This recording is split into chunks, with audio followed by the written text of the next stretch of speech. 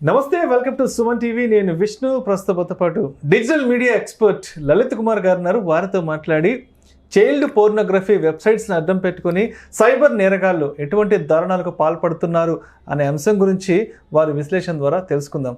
Sir నమస్తే. Sir Lalit Kumar గారు. నమస్తే విష్ణు గారు. సార్ లలిత్ గారు, ఈ మధ్య కొన్ని ఫోన్ కాల్స్ వస్తున్నాయి. మీరు చైల్డ్ పోర్నోగ్రఫీ చూశారు, మీ మీద కేసు ఫైల్ అయింది, ఎఫ్ఐఆర్ ఫైల్ చేసాం, వెంటనే మా స్టేషన్కి వచ్చి ఇమీడియట్గా లొంగిపోవాలి, లేదంటే మేమే మీ సెల్ ఫోన్ సిగ్నల్ని ట్రాక్ చేసి మీ ఇంటికి వచ్చి అరెస్ట్ చేస్తాము. సో ఇది ఇప్పుడు జరుగుతున్న వైనం. అంటే కొంతమంది సైబర్ నేరగాళ్ళు కొంతమందిని ట్రాక్ చేసి మీరు ఈ చైల్డ్ పోర్నోగ్రఫీ వీడియోలు చూస్తున్నారు, మేము మిమ్మల్ని పట్టుకుంటున్నాం అంటూ కూడా కొన్ని ఫేక్ కాల్స్ చేసి జనాల్ని భయభ్రాంతులకు గురి చేస్తున్నారు. తద్వారా డబ్బులు గుంజే ప్రయత్నం కూడా చేస్తున్నారు పెద్ద మొత్తంలో.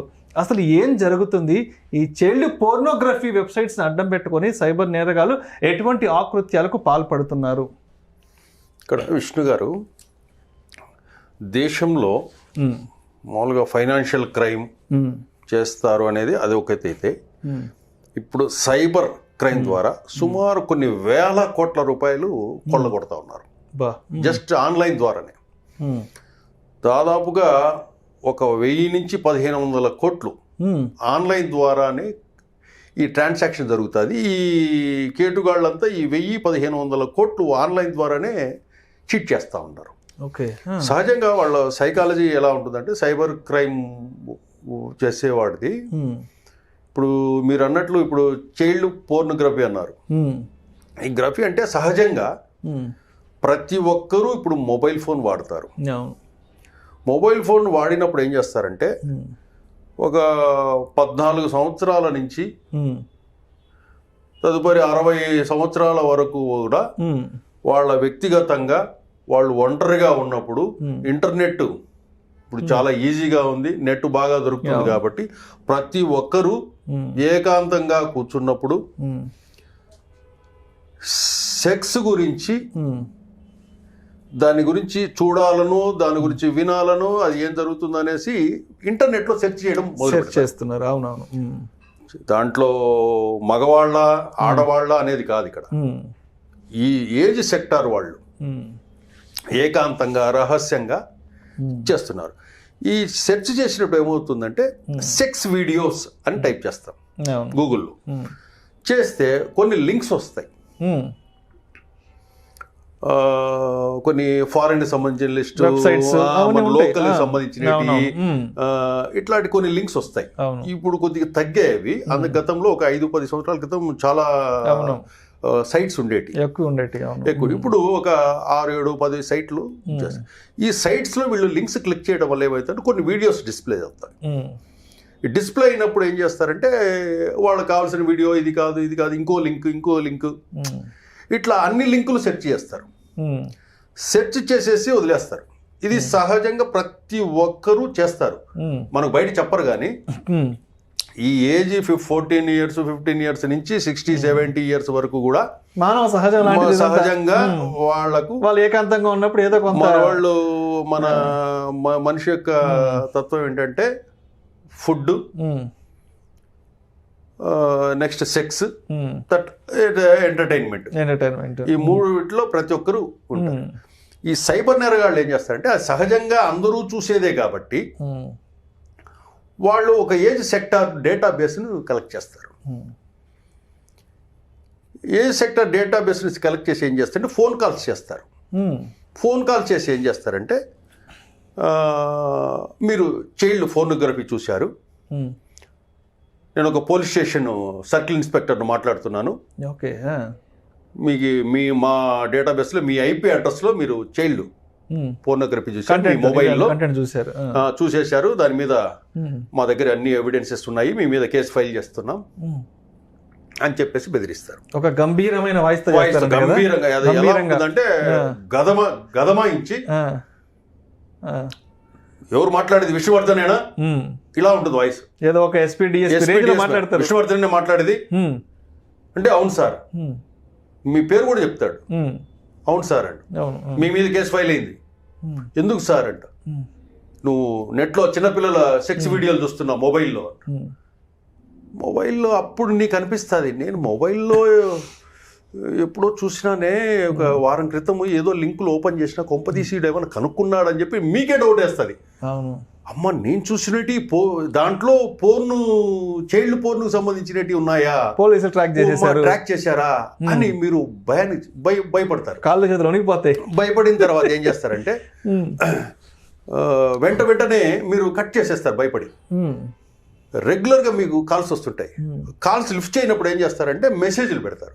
ఓకే, మెసేజ్లు పెట్టిన తర్వాత ఏం చేస్తారు, మీరు మీ ఫ్రెండ్తో ఎవరితో షేర్ చేసుకుంటారు, ఇది ప్రాబ్లం ఉంది, ఇట్లా కేసు ఏదో ఫైల్ అయిందంటే నాకు కాల్ వస్తుంది అన్నప్పుడు మీ ఫ్రెండ్స్ కానీ ఇంకోరు కానీ ఏం చేస్తారంటే ముందు ఈ కేసు లేకుండా చేయాలంటే ఏం చేయాలో ఒకసారి కనుక్కుందామని చెప్పేసి, ఇది కేసు లేకుండా ఉంటే ఏం చేయాలి అని అడుగుతారు వీళ్ళే. దానికి పరిష్కారం అడిగినప్పుడు ఏం చేస్తారంటే అప్పుడు లేదండి మా సార్ మాట్లాడతారు అని చెప్పేసి ఇంకొక లైన్లోకి వస్తాడు. ఇంకో పెద్ద మనిషి లైన్లోకి వచ్చి ఏం చేస్తాడంటే మీకు ఇది సాల్వ్ చేయాలంటే చాలా స్ట్రిక్ట్ ఆఫీసర్ మా సారు, దీన్ని నేనైతే నువ్వు యువర్ యంగ్స్టర్ కాబట్టి భవిష్యత్తు ఉంది కాబట్టి నీకోసం నేను త్యాగం చేస్తూ నిన్ను సేవ్ చేస్తాను, మా ఆఫీసర్తో మాట్లాడతాను, ఈ అకౌంట్ నంబర్కు నువ్వు ₹1,00,000 పంపించేసి కేసు మాఫీ చేస్తాను అని చెప్పి అదొక పద్ధతి. ఓకే, అట్లా సుమారుగా ఆ సబ్జెక్ట్ ₹1,00,000 అన్నవాడు ఏం చేస్తాడంటే నాకు ₹1,00,000 వర్త్ లేదన్నప్పుడు 70,000, 50,000, లాస్ట్కి 20,000, 10,000 సైతం బార్గెనింగ్ చేసేసి తీసేసుకుంటారు. ఇంకొకటి ఇదే సబ్జెక్ట్ మీద కొంతమంది ఏం చేస్తారంటే మీరు చైల్డ్ పోర్నోగ్రఫీ చూశారు, మీరు చూసిన వీడియోలు ఎక్కడెక్కడ సెర్చ్ చేశారనే వీడియోలు మా దగ్గర ఉన్నాయి, స్క్రీన్ షాట్స్. మీరు ఏది సైట్ చూశారో మీ మొబైల్లో ఏవేవి చూశారన్నీ మా దగ్గర ఉన్నాయి.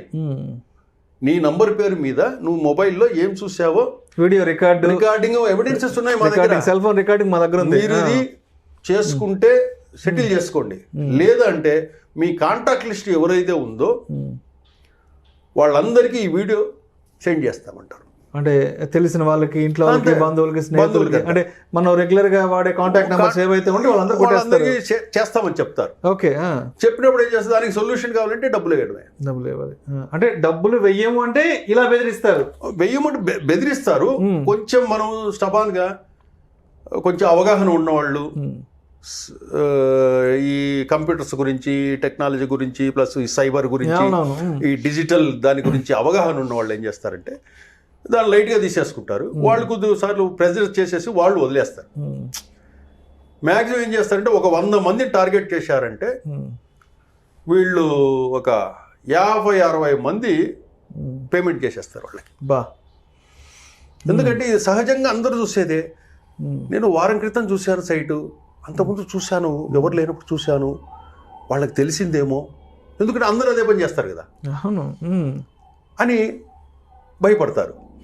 అదే కనుక ఈ ఒక సెగ్మెంట్ చైల్డ్ పోర్నోగ్రఫీ అనేది ఒకటి చూస్తే, ఇంకా లేడీస్కి సంబంధించి అయితే అది ఇంకా భయంకరమైన బ్లాక్మెయిలింగ్, అది ఈజీగా చేస్తారు. ఆ ఫోన్ కాల్ చేసేవాళ్ళు కూడా లేడీసే చేస్తారు వాళ్ళకి. అప్పుడు వాళ్ళు చాలా ఇబ్బంది పడతారు లేడీస్, కొంచెం తెలియకుండా ఆన్లైన్ ట్రాన్స్ఫర్ చేస్తారు, చేసి మళ్ళీ ఎవరు చెప్పరు, వీళ్ళు బయటికి చెప్పుకోలేదు. అంతే కదా, పరువు సమస్య కదా, దీనికి సంబంధించిన విషయం బయటకి చెప్పలేరు, పోలీస్ స్టేషన్కి వెళ్ళలేరు. ఎంతో కొంత వాళ్ళ దగ్గర ఉండింది, లేకపోతే అక్కడ ఇక్కడ తీసుకు అవసరం ఉందని చెప్పేసి దాంట్లో ఆన్లైన్లో వేసేసి నంబర్ బ్లాక్ చేసుకుంటారు, లేకపోతే నంబర్ మార్చుకుంటారు. ఇట్లా జరుగుతూ ఉంది. ఇక్కడ చివరిగా ఏంటంటే సైబర్ క్రైమ్ అనేది ఈ మొబైల్ ఫోన్స్కి వచ్చే ఏ లింకులు ఓపెన్ చేయకపోవటం ఉత్తమం. ఏ లింకు ఓపెన్ చేయొద్దు. నీకు బ్యాంకింగ్ అంటే బ్యాంకింగ్ యాప్ ఉంటుంది, అఫీషియల్ యాప్. వీళ్ళు ఇష్టం వచ్చినట్లు ఏం చేస్తారంటే చాలామంది, కొంతమంది ఎంప్లాయీస్ జాబ్స్ మారుతుంటారు, కంపెనీలు మారుతుంటారు. ఒక కంపెనీలో ఒక బ్యాంక్ అకౌంట్ ఉంటుంది, ఇంకో కంపెనీకి వెళ్ళిన తర్వాత ఇంకో బ్యాంక్ అకౌంట్ ఓపెన్ చేస్తారు. ఇట్లా 4-5 అకౌంట్లు ఉంటాయి. ఈ 4-5 అకౌంట్లు అట్లా మెయింటైన్ చేయడం కంటే ఒక అకౌంట్నే మెయింటైన్ చేసుకోవడం ఉత్తమం. దానికి సంబంధించిన యాప్ ఉంటుంది, ట్రాన్సాక్షన్స్ కానీ ఏమన్నా కూడా దాంట్లోనే చేసుకోవడం ఉత్తమం. ఇప్పుడు 4-5 బ్యాంకులు చేసేసి ఆ 4-5 బ్యాంకుల పేర్లతో కొన్ని లింకులు వస్తుంటాయి. మీరు మీ ఆధార్ కార్డు అప్డేట్ చేసుకోండి, కేవైసీ అప్డేట్ చేసుకోండి, ఈ కింద లింక్ క్లిక్ చేయండి, నామినీ అప్డేట్ చేయండి అనేసి వస్తాయి. వచ్చినప్పుడు ఏం చేసినప్పుడు నీ కాంటాక్ట్స్ అలౌ చేయి, ఇమేజెస్ అలౌ చేయి, ఇవన్నీ వచ్చినప్పుడు అవన్నీ నొక్కేస్తారు. చాలా మందికి తెలియదు. నొక్కేసిన తర్వాత ఏమవుతుందంటే మొత్తం డేటా వాళ్ళు క్యాప్చర్ అయిపోతుంది. నీ ఫోన్లో ఏవైతే ఉందో అంత డేటా వాళ్ళ దగ్గర ఉండిపోద్ది, కాంటాక్ట్స్ ఉండిపోతాయి. నీ దగ్గర గ్యాలరీలు ఏమేమి ఉన్నాయి, వీడియోలు అన్ని ఎవ్రీథింగ్ వాళ్ళ దగ్గర ఉంటాయి. కాబట్టి లింక్సే ఓపెన్ చేయటం మానేయాలి. ఫోన్ కాల్స్ అంటే మనం అవాయిడ్ చేసేయచ్చు. ఈ లింక్స్ ఏం చేస్తారంటే, ఇంకోటి కొంతమంది ఏం చేస్తారంటే, మనిషి బలహీనత ఏంటంటే, నీకు డబ్బు వచ్చింది, నీకు లాటరీ తగిలింది, నీకు లోన్ 5 లక్షలు అప్రూవ్ అయిపోయింది, తీసుకో. ఈ తీసుకోవాలంటే నీ డీటెయిల్స్ పెట్టేస్తే నీ బ్యాంక్ అకౌంట్లో ట్రాన్స్ఫర్ చేస్తామంటారు. PAN card, Aadhaar card number enter చేసి డబ్బులు మీకు కొట్టేస్తాం. ఆ లింక్ ఓపెన్ చేస్తుంటే సేమ్ డేటాబేస్ మొత్తం వాళ్ళ దగ్గరికి వెళ్ళిపోతుంది, నీ బ్యాంక్ డీటెయిల్స్ ఎవ్రీథింగ్. ఇదొక పద్ధతి. ఇక్కడ మనం గమనించాల్సింది ఏంటంటే, ఏది కూడా ఎవరైనా ఫోన్ చేసి మేము బ్యాంక్ నుంచి మాట్లాడుతున్నాం, ఇదొక తరహా మోసం. మేము వాళ్ళ కాల్ కూడా ఏమవుతుందని కాలర్ ఐడి ఏం పెడతారంటే, సపోజ్ ఎస్బీఐ, యాక్సిస్ ఏదైనా ఉంటుంది కదా, SBI toll free, Union Bank toll free అని ఏదో ఒకటి పెట్టేసి ఏం చేస్తారంటే, మనకు కాల్ వస్తూనే చాలా మంది ఏం చేస్తారు, గ్రామీణ ప్రాంతాల్లో ఉన్నోళ్ళు, చిన్న టౌన్లో ఉన్నోళ్ళు, ఈ స్టూడెంట్స్ ఎవరన్నా ఏం చేస్తారంటే బ్యాంక్ పేరు వస్తుంది పైన. బ్యాంక్ పేరు వచ్చినప్పుడు బ్యాంక్ వాళ్ళు అంటారు, హలో సార్ చెప్పండి సార్ అంటే మీది ఇట్లా డెబిట్ కార్డు డేట్ అయిపోతుంది, మీరు అది అప్డేట్ చేసుకోవాలి, బ్లాక్ అయిపోతుంది, ఇంకో 2 నెలలే ఉంది, బ్లాక్ అయిపోతుంది, మీరు ఇమ్మీడియట్గా అప్డేట్ చేసుకోవాలి, మీకు మీ డెబిట్ కార్డ్ నెంబర్ ఒకసారి చెప్పండి అంటాడు. అన్నప్పుడు ఏం చేస్తారంటే 842484 అనేసి ఆ నెంబర్ అంతా చెప్పేసి ఎక్స్పైరీ డేట్ అడుగుతాడు. Expiry date number back side తిప్పండి అంటారు. తిప్పిన తర్వాత ఒక నంబర్ 3 అంకెల నంబర్, ఈ నంబరు 342 అంటారు. 342 అంటేనే 342 చేసేసిన తర్వాత జస్ట్ అతను పెట్టేసిన మరుక్షణం మీకు ఒక ఓటీపీ వస్తుంది, ఇప్పుడు మీకు అప్డేట్ చేసేసాము, ఆ ఓటీపీ చెప్పండి అంటారు. ఇప్పుడు వాళ్ళు ఆ సిస్టమ్ మీదనే ఇవన్నీ కొట్టేస్తుంటారు. ఆ ఓటీపీ మీరు లైన్లో ఉంచి ఓటీపీ వస్తే ఓటీపీ చెప్పండి, మీది క్లియర్ అయిపోతుంది అంటూనే వీళ్ళు ఆతృతగా ఏం చేస్తారంటే ఆ ఓటీపీ చెప్పేస్తారు. ఆ ఓటీపీ చెప్పిన మరుక్షణం కంప్లీట్ ఆ అకౌంట్లో ఆ డీటెయిల్స్ ఎవ్రీథింగ్ అంతా క్యాప్చర్ ఖజానా మొత్తం ఖాళీ చేసేస్తారు. కాబట్టి ఎంతసేపు ఊరికే ఎవరైనా లోన్లు ఇస్తామన్నా, ఏది ఫ్రీగా ఇస్తామన్నా, మీకు డబ్బులు ఇచ్చేసాము, ఎందుకు ఊరికే ఎవరు డబ్బులు ఇవ్వరు. ఊరికి మన బ్యాంకులో ఎందుకు వేస్తారు డబ్బులు? కనీసం మినిమం నాలెడ్జ్ ఉండాలి కదా. అంతే కదా. ఇంట్లో డబ్బులు మనం క్రెడిట్ కార్డు అప్లై చేయకుండానే క్రెడిట్ కార్డ్ అప్రూవ్ అయిపోయింది అనేసి మెసేజ్ వస్తుంది, 5 లక్షలు దాన్ని ఎట్లా మీరు ట్రస్ట్ చేస్తారు? ఆ లింక్ ఓపెన్ చేసేది నాకు అయిపోయింది. అప్పుడు మీకు కనీసం మినిమం నాలెడ్జ్ కదా వీళ్ళకు కావాల్సింది. క్రెడిట్ కార్డుకి అప్లై చేయలేదు, అప్లై చేయనప్పుడు ఎందుకు వస్తుంది? ఇమ్మీడియట్గా ఏదైనా కూడా అట్లా మెసేజ్లు వచ్చినప్పుడు కానీ, మెయిల్స్ వచ్చినప్పుడు కానీ కన్సర్న్ బ్యాంక్ మేనేజర్ ఫోన్ చేయాలి. ఆ స్క్రీన్ షాట్ తీసి పంపించవచ్చు.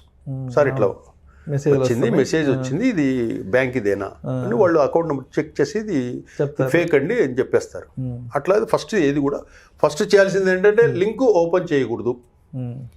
మీకు వచ్చే మెసేజ్లు ఏవి డబ్బులు ఏదైనా వస్తుందన్నా ప్రైజ్ గిఫ్ట్లు ఊరికే రావు, అది మనసులో పెట్టుకోవాలి. నాకెందుకు వస్తుంది ఊరికే? ప్రీ అప్రూవ్డ్ కార్డ్ అంటాడు, credit card. Pre approved card ఎందుకు ఇస్తాడు నీకు? అసలు మన పర్మిషన్ లేకుండా మనకు అప్రూవ్ చేసి మనకి ఇవ్వడం ఏంది? అసలు నీకు ఏదన్నా కావాలంటే కన్సల్ట్ బ్యాంక్ దగ్గర నీకు వెబ్సైట్ ఉంటుంది, అఫీషియల్ వెబ్సైట్. నీకు ఏది ఉన్నా కూడా ఆ వెబ్సైట్ లేదా ఆన్లైన్ ట్రాన్సాక్షన్ సంబంధించి నీకు ఐడి ఉంటుంది, ఏది ఉన్నా దాంట్లో చేసుకోవచ్చు.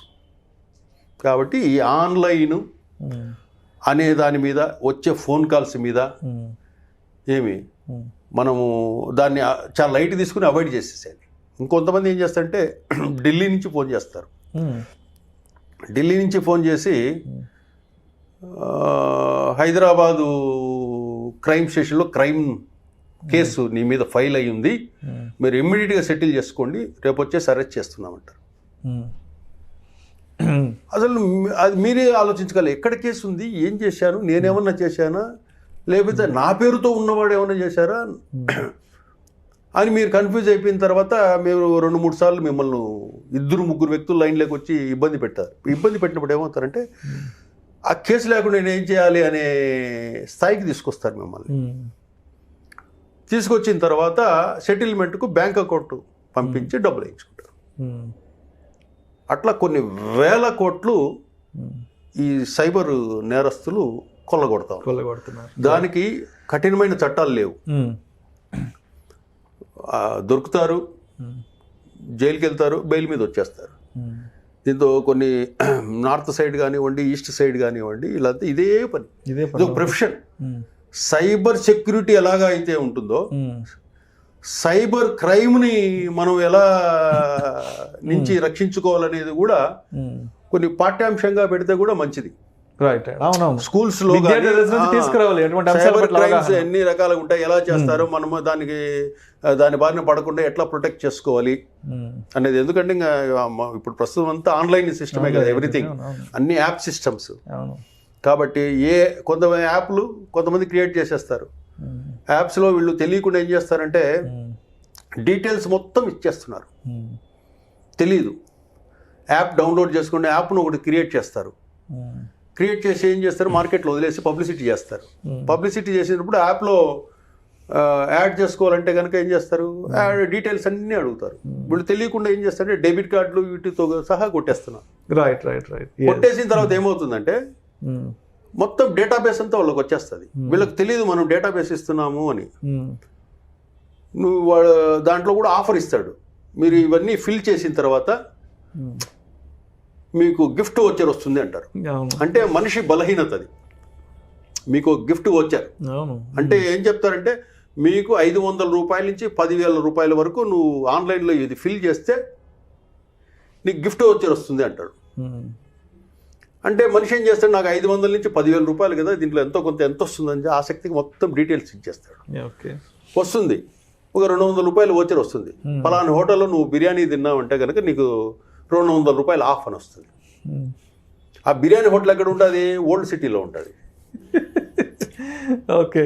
అంటే ఇట్లాంటివన్నీ ఏది కూడా ఆఫర్లు కానీ ఇదేది కూడా ఏది చెప్పినా కూడా డేటాబేస్ మీ డీటెయిల్స్ ఇవ్వద్దు, ఫ్రీగా వస్తుందని చెప్పి. ఈమెయిల్స్ కానివ్వండి, మొబైల్ ఫోన్స్ కానివ్వండి, ఇవి ఏ డేటాబేస్లు ఇవ్వద్దు. నీ బ్యాంక్ డీటెయిల్స్ ఏదైతే డెబిట్ కార్డులు, క్రెడిట్ కార్డులు అనేది అస్సలు ఇవ్వకూడదు. రైట్. సో అయితే కన్క్లూజన్గా ఇప్పుడు ఫర్ ఎగ్జాంపుల్ ఒక ఎక్స్ అనే పర్సన్కి ఒక కాల్ వచ్చింది, ఏమండి మీరు ఇలా చైల్డ్ పోర్నోగ్రఫీ చూశారు, మేము పలానా డిపార్ట్మెంట్ నుంచి కాల్ చేస్తున్నాం, మీ మీద కేసు ఫైల్ చేస్తాం, మీరు పలానా దగ్గరికి రండి అని కాల్ వచ్చినప్పుడు తక్షణమే సత్వరమే మనం ఎలా రెస్పాండ్ అవ్వాలి, దీనికి సంబంధించి మనం ఫస్ట్ ఇన్ఫర్మేషన్ ఎవరికి తెలియజేయాలంటారు? అసలు మీరు కౌంట్లోకి తీసుకోవద్దు. మీరు అది కౌంట్లో సైబర్ క్రైమ్ అనేది సైబర్ పోలీసులు వాళ్ళు ఆ పని చూస్తుంటారు. సైబర్ వ్యవస్థ పోలీస్ వ్యవస్థ కూడా అంత ఆషామాషి ఏం లేదు. ఎక్కడెక్కడ ఏది సెర్చింగ్ జరుగుతుంది ఏమిటి అన్ని వాళ్ళ నిఘా ఉంటుంది పోలీసు వాళ్ళది. ప్రైవేట్ వ్యక్తి పోలీసు వాళ్ళు ఫోన్లు చేయరు. పోలీసు వాళ్ళు దాన్ని కంట్రోల్ చేయడానికి మీడియా ద్వారానో వాళ్ళు ప్రకటనలు ఇస్తుంటారు. మీరు పోర్న్ సైట్లు చూడకండి, పోర్న్ సైట్లు చూస్తే చైల్డ్ పోర్న్ సైట్లకు ఏదైనా సెర్చ్ చేసినా ఏది చేసినా కూడా రికార్డ్ అవుతుంది, మీరు ఇబ్బందులు పడతారు అని సెర్చ్ చేస్తుంటారు, అవేర్నెస్ కల్పిస్తుంటారు. సైబర్ మన పోలీసులు కూడా వర్క్ చేస్తుంటారు దాని మీద. కాకపోతే మన యంత్రాంగం ఎంత కొద్దిగా లిమిటెడ్ కాబట్టి నేరస్తులు ఎక్కువ మంది ఉన్నారు పోలీసుల కంటే. కాబట్టి ఇక్కడ దాని మీద నిఘా ఉంచి వర్క్ చేయాలంటే కొద్దిగా కష్టం. ఇప్పుడు పోలీసుల వ్యవస్థను కూడా పెంచుకోవాల్సిన పరిస్థితి ఉంటుంది వీళ్ళ వల్ల. కాబట్టి ఇక్కడ ఏంటంటే పోలీసులు మనం ఇటువంటి కాల్స్ ఏదన్నా వచ్చినా కూడా దాన్ని లైట్గా పట్టించుకోవద్దు అంటారు. రైట్. ఓకే. పట్టించుకోవద్దు. మీరు దాన్ని లిఫ్ట్ చేయడం వల్ల, ఫోన్ కాల్స్ లిఫ్ట్ చేయడం వల్ల ఏమవుతుందంటే వాడు మిమ్మల్ని మీ మైండ్ సెట్ ట్రాప్ చేసేస్తాడు. మీరు మానసికంగా వాని కంట్రోల్లోకి వెళ్ళిపోతారు. అది ఎలా ఉంటుందంటే మెస్మరిజం అంటారు దాన్ని. మీరు ఆ ఫోన్ కాల్ ఎత్తుతూనే మిమ్మల్ని ట్రాన్స్ఫర్ తీసేసుకుంటాడు. మీరు నేరుగా బ్యాంకుకి వెళ్ళి వాన అకౌంట్లో బ్యాంకులో డబ్బు వేసేస్తాడు కూడా. మైండ్ మ్యాపింగ్ అయిపోద్ది. మిమ్మల్ని అట్లా కన్విన్స్ చేస్తాడు. చెప్పుకుంటా మీరు ఆటోమేటిక్గా ఇంట్లో అందరికి చెప్పే తెలియకుండా సైలెంట్గా వెళ్ళి వాడు ఇచ్చిన బ్యాంక్ అకౌంట్లో వేసి వస్తారు. దాన్ని కంటిన్యూ చేయొద్దు. ఫోన్ కాల్ అట్లా వచ్చాయంటే లైట్గా తీసి అవాయిడ్ చేసేసేయండి. దానికి మీరు క్లారిఫికేషన్ ఇవన్నీ అవసరం లేదు. ఏదన్నా ఉన్నా కూడా మీకు ఏదన్నా ఉంటే సైబర్ క్రైమ్ పోలీసులు వస్తారు. మీరు ఏదన్నా ఇట్లా అడిగితే రికార్డ్ అవుతాయి. ప్రతి ఐపీ అడ్రస్ ఏం జరుగుతుంది ఏంది అనేది అన్ని సెర్చింగ్ నిఘా ఉంటుంది. ఎవరెవరు ఏమేం చేస్తున్నారు, పాకిస్తాన్ వెబ్సైట్లలో ఎవరు ఏది సెర్చ్ చేస్తున్నారు, ఫేస్బుక్లో ఎక్కడ ఎవరెవరు ఏమేమి పోస్టింగ్లు పెడుతున్నారు అన్ని నిఘా ఉంటుంది. ట్విట్టర్లో ఎవరు ఏం చేస్తున్నారు, ట్విట్టర్లో ఏమేమి పోస్టులు పెడుతున్నారు, ఏమేమి మెసేజ్లు వస్తున్నాయి అని ఇక్కడ నిఘా పోలీసు వాళ్ళు ట్విట్టర్ కానివ్వండి, ప్లస్ ఫేస్బుక్ కానివ్వండి, యూట్యూబ్ కానివ్వండి, అలాంటి జరుగుతుంటుంది. అది మీ దాంట్లో చూస్తున్నాం, మనల్ని ఎవరు గమనించట్లేదు. అన్ని పోలీసులు మొత్తం నిఘా వ్యవస్థ అందరికి డైరెక్షన్స్ ఇస్తుంటే అది కాన్ఫిడెన్షియల్ గా జరుగుతుంటుంది కాబట్టి బయట పబ్లిసిటీకి రాదు. ఇప్పుడు మీరు చూడండి ట్విట్టర్లో కానివ్వండి, ఇంకోటి ఫేస్బుక్లో, ఇంకోటి కొంచెం క్రూరంగా ఏదైనా ఆటోమేటిక్ సెన్సిటివ్ కంటెంట్ అన్ని బ్లాక్ అయిపోద్ది. వాళ్ళంతా మానిటరింగ్ చేస్తుంటారు పోలీసులు. మానిటరింగ్ చేస్తూ డైరెక్షన్స్ ఇస్తుంటారు, నిఘా ఉంటుంది. కాబట్టి ఇటువంటి ఫోన్ కాల్స్కు ఏదన్నా వస్తే పోలీసు వాళ్ళు వస్తారు నీ దగ్గరికి. నీకేం ఫోన్ చేసి రారు పోలీసు వాళ్ళు. నీ దగ్గరికి ఫోన్లు చేసి నువ్వు ఎక్కడున్నావు అని రారు. పలానా ఐపీ అడ్రస్ ఉంది, పలానా ఎవరు, డీటెయిల్స్ అన్నీ తెలుస్తాయి. అట్లా చూస్తున్నారంటే అందుకు అవి చూడొద్దు అని చెప్తారు పోలీసు. అవి చూడడం వల్ల నేరానికి గురవుతారు, శిక్ష పడుతుంది కాబట్టి అని మీడియా ద్వారా అవేర్నెస్ కల్పిస్తూ ఉంటారు. Okay, thank you sir. Thank you so much Lalit Kumar గారు. ఈ చైల్డ్ పోర్నోగ్రఫీ వెబ్సైట్స్ని అర్థం పెట్టుకుని సైబర్ నేరగాలు ఎటువంటి ఆకృత్యాలకు పాల్పడుతున్నారు, మరి అటువంటి ఆకృత్యాల నుంచి మనం సేఫ్ జోన్లో ఏ విధంగా ఉండాలి అంశం గురించి చాలా చక్కగా మీ విశ్లేషణ తెలియజేస్తే thank you so much sir.